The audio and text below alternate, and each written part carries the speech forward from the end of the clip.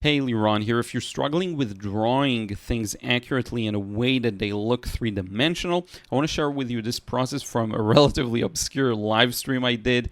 Most people have missed it. I think you'll enjoy this one. So let's get the deer. Deer. So for these types of things, I'm not necessarily going to build a very complex frame. I'm just going to get the head in and use that to build the rest of the body. Now, the things I'm noticing is, right, there's the head, but after the head, we have the neck to lead us into the body. But if you know just a bit of anatomy, not even from knowledge, but from observation, it can really help. So the neck, for example, it connects to the body, right? Goes like this. And then you see this point? This is very common. Ruth has it too. It's like a pointy thing, and that's where the neck connects. So if you can get that accurately, you're golden. Next, I'll get this kind of overall shape for the body.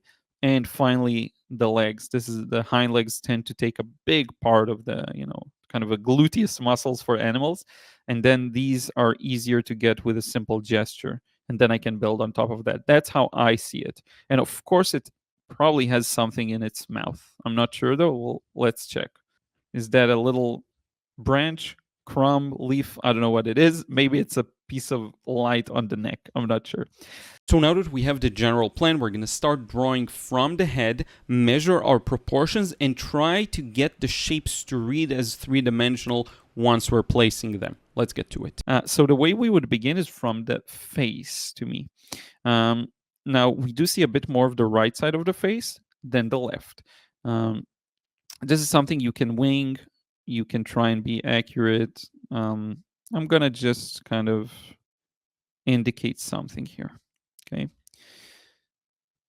That looks about right. The ears kind of coming out this way. That's okay. Now for the neck. So, and it may be too long, top to bottom, but it's okay. I'm going to draw everything based on that, so that's fine. Maybe we'll make it a little shorter of a face.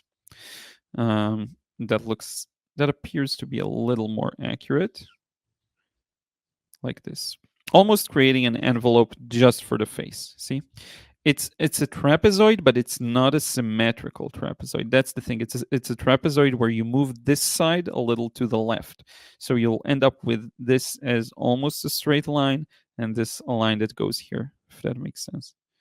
And if it would look more to the left, you'll end up with even more of an angle. See what happens? And then you'd see the side of the face maybe too, and the neck, and that's all. Yeah, and the antlers will be here. But that's just, if you understand the three-dimensional shapes, you can do all these kinds of things. That's a different kind of axis of learning using it.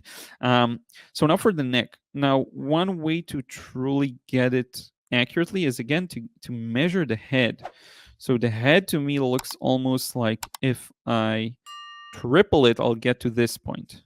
But let's check. So that's 1, 2, I would say a little less than triple. So that's 1. Then that's going to be 2. Sorry, that's way inaccurate. That's going to be 2. About 3, you know what? Sorry, no. My bad. 1, 2. So a little less than 3. So if I grab, and that's something I'll often do. I'll grab this length, 1, 2, 3. So it'll be around here, but I need to go back a bit. So it's going to be somewhere around here. Okay. Now, the neck comes straight out of this line, right? And it reaches down to here. Now, where is this point in terms of right to left? How can I find it? Let's look at, if we draw a vertical line, what does it intersect with? The right side of the face and the eye. So if I drop a vertical line from the right side of the face, I should end up at this point. Does that make sense? That's the kind of thing you want to measure. It's not about being a genius, but rather measuring. And then all we have to do is draw a line that gets here, that gets us here. Okay? Now, this area right here is a little lower than the mouth. So if we go a little lower, we'll end up somewhere around here, right? But it continues. Now, because I can see it as a three-dimensional shape, it's very easy for me to do this kind of a thing and end up at this point. Maybe it's not very easy, but it's relatively easy. So we essentially got the neck down. Okay. This is the center of the neck, by the way. So if we look at the neck, this will be the center, following the center of the neck. That's another thing that can be useful. Now the antlers, if we want to just place some kind of an indication, using that same measurement of the head, we'll do one more, and maybe it's 1.5. So we'll measure the head, that's 1.5. About here. That's where the antlers are going to reach. Now the distance. I'm actually going to eyeball it because antlers are varied and can go multiple different ways. Let's go with something like that for now. Okay. Now for the top of the body, this is the general direction, I would say. But now how far should we go, right? Now, to be completely honest with you, the way I would do it is from this point of that tip, I'll just get a kind of a gesture line for the belly, if that makes sense. Like so. I'll eyeball it, and where I end up, somewhere around here, is where this point is. And that's how I use that to return here and come back to this proportion. That's how I would do it. You can do the same thing, measure heads. So for example, from this tip here, measure how many heads bring you all the way to the back, which is approximately 3. Do the exact same thing here. 1, 2, 3. And I came at about the same spot here. So that makes sense to me, that I actually got the distance somewhat accurately. I hope that makes sense. It's a bit of a leap sometimes. Sometimes it's a bit of a leap of faith. And this should hang a little lower, something like this. But it gets us to the correct spot. Okay, so I hope that makes sense so far. So we found this belly right around here. And do you notice how there's a lot of similarities between mammals? So we got a very similar pattern with the dog and even the tiger, with how the hind legs are constructed. There are a lot of commonalities. Petty, I'm using Clip Studio Paint. It's a good one for this. I have a collaboration video with them too, from about a year ago, I think, from August, if I'm not mistaken, a year and a bit. This should be a bit more angled. And of course, we can go over everything and make some corrections. But there are a lot of recurring patterns. The more you do, you start noticing them. A lot of common masses that you'll see in a lot of animals. So yeah, for example, the way the front legs connect to the body is kind of like this, but the hind leg reaches all the way up almost. So I would assume the pelvis is somewhere around here, and then there's a bone coming out from here, probably somehow connecting to the knee, or maybe there's 2 bones here. I'm not sure, because this looks like a bone too. I don't know the actual anatomy, but I know how it's almost similar to human anatomy in a way, you know. Yeah, I won't forget your otter, Steve. So let's go from there. I think the easiest thing to get here would be the hind leg. So this is just a vertical line. So if we drop a vertical line, and by the way, sometimes, people are worried about, like, what's the length? So I'm going to drop a line, but what's the length? Sometimes you can just drop a really long line and then find the length, which is what's going to happen here. I'm dropping a vertical line. We'll figure out the length in a second. How will we do that? We have this curve right around here. So if we drop that curve, you see, we end up somewhere around here, and this is going to be this corner right here. Now, to make sure we're accurate, we can measure this distance here just to make sure. So that's going to be 2 and a bit. So 1, 2 and a bit. Yeah, we're pretty much on point. And then we have another straight line that goes down like this. So that would be our very basic structure. Now, the more accurate you want it to be, honestly, for me, it's not that important to be super duper accurate here. Once, because it's a demo, and twice, because I'm just doing it for fun. It's not like commission work or anything like that. But overall, this does the trick. Now, the next couple of moments are quite important. Once we have that one leg, we want to make sure that not only are we having like good structure and shape, not only do we have good gesture that describes the overall movement, we also want to make sure that there is some variation and it doesn't go too symmetrical. So let me show you how I do that. Now, once we found one leg, we can pretty much estimate that the rest are going to be around the same area, right, in terms of length. So to me, I can already drop like a hint for this one and a hint for the other one, something like that. Probably better to describe it like this with a straight line, and then another one here that's going to be something like this, right? And then I can start finding the lines. So we have one here. The more I have to relate, the more I progress with the sketch, the more I'll have to relate, the easier it gets. So we'll get something like this for the other leg, and then we'll get, and notice the asymmetry once again. The legs, they don't go perfectly parallel. The other leg doesn't look like this. See?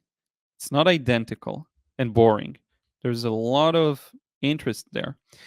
And then the other leg, see this? You can see its connection, right? So these are important things that will help us. And then this is almost a straight line all the way down to the bottom. And then we get this and narrows down this and maybe possibly narrows down the other side too. And then on the other side, look, we have an interesting thing here. This looks almost like a human leg or arm, both. It's a common pattern. So you'll see this is a bony area, right? This is a bony area. Most people can kind of guess that this is where a bone is. Look at what happens here. The bone, I bet you, is coming from here. And then we have a group of muscles here and another muscle off center here. And that's pretty much the same with biceps. So if you're aware of that, you can almost start to see that this isn't this kind of a thing, very symmetrical and boring once again, right? The legs aren't puffy marshmallow legs, but rather they have asymmetry to them, one in the form of straighter line and a muscle that attaches to the bone. Can you see this? How would it make sense? This is really cool. I haven't even thought of it till this point. So then this thing will happen in the sketch as well. And that will add a lot of believability to it. So straight line almost on this side. And then there's a straight line leading to the bone, but we have a muscle attaching to said straight line. See? And that's how you build the full shape of the deer. I would say this probably goes wider even here. And probably narrower here, actually. So this leg's a little wide. No, that's fine. It's not the end of the world. But you see how that makes sense. That's how you slowly build it up. Now, the way most people do it, and kids too, by the way, is they'll look at the deer. They'll say, this is the face, you know. It has 2 ears, right? There's nothing wrong with that. Again, an antler, the body, they'll usually draw it like this, right? And then legs, maybe like this kind of a thing, maybe stick legs, right? If they're a genius, they will notice that one leg goes like this and another leg goes like this, right? That's the very symbolic way of drawing things. It's using symbols. The reality is much more asymmetrical, off-centered, more nuanced, right? So there's nothing wrong with drawing things in a non-realistic way. But for those who do aspire for that, hopefully I've presented so far a few ways for you to develop that way of thinking, right? I hope that makes sense. So let's finish up this area and then we'll take a break, read some of your messages, and maybe do the otter. I think it's time to do the otter. Utterly ridiculous. So this is the ear, almost as long as the face, funny enough. Now it does, again, you decide how complex you want it, right? The ear looks like a straight line and then something like that. It does not look like a symmetrical shape, once again. So you can decide to represent it with a straight line here and then a curve right here. The other one is kind of listening to the other side there. I can tell it's aiming to the back. Something like that. And then the antlers. So first I'd get the overall shape. Right? And then let's clean it up a bit. And this isn't easy. This is probably the hardest part for me, is actually getting the lines to be parallel, like so. And wider, a bit wider, close to the base. And then this will go here and there. And of course, from the antlers, we have kind of like the tiger's teeth. We have spikes coming in our direction, right? So that's really cool. And the better you become at this, the more you learn how to represent these things very simply and easily, right? But this is my, I don't know, maybe second time in my life drawing a deer. I mean, don't quote me on it. I don't really remember, but it's a handful, you know. And then we have the front of the face, that kind of a thing. Two eyes really to the side of the face. Not really interested in the face as much, but just the overall thing. Voila, right? I hope that makes sense. And this is all the process. So two main themes here that we had. One is gesture. We want to capture the motion. Another would be three-dimensionality and construction, but one sort of glue that binds them together is proportions and measurement. And that's a thing you can do even if you're not experienced at all in drawing. You can always take a moment to measure, compare proportions, and make sure you're on point. See, a lot of these things, just like painting, it's actually about the care you put into the art piece, and sometimes that care demands accuracy, and it demands you to take a moment to measure things, confirm, verify your proportions, right? It's just a part of it. But in any case, thank you so much for watching. I hope this was beneficial. I want to thank everyone who supports me over on Patreon. If you want to receive credits at the end of the videos and my eternal gratefulness, be sure to check that out and support me. You'll get access to some exclusive processes and posts. And this is it. I will see you in the next vid. Take care.